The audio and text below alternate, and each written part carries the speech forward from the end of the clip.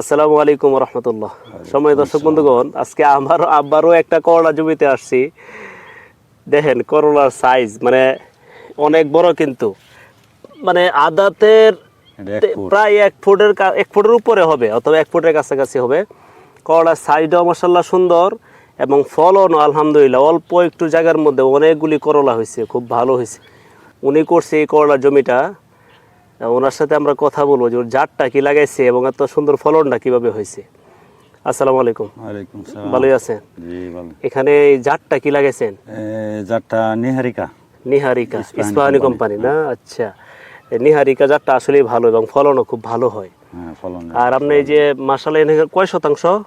এনে 4 ঘন্টা জায়গা, 4 ঘন্টার কত? 6 শতাংশ মতো।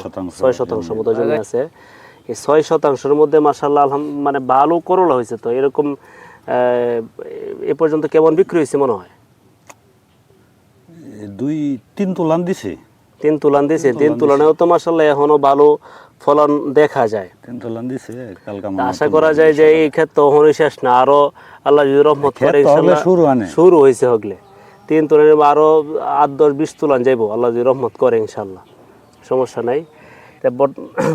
সময় দর্শক বন্ধুরা, আপনারা চাইলে এই ইস্পাহানি যে নিহারিকা করলাটা আছে এটা করতে পারেন। এটা সাইজ অনেক সুন্দর, মানে 1 ফুটের মতো লম্বা, এবং মানে মোটাটাও কিন্তু সুন্দর। যেরকম সাইজটা অনেক সুন্দর, ফলনও খুব ভালো। আপনারা চাইলে এই করলাটা করতে পারেন। তা আশা করি সকলে বুঝতে পারছেন।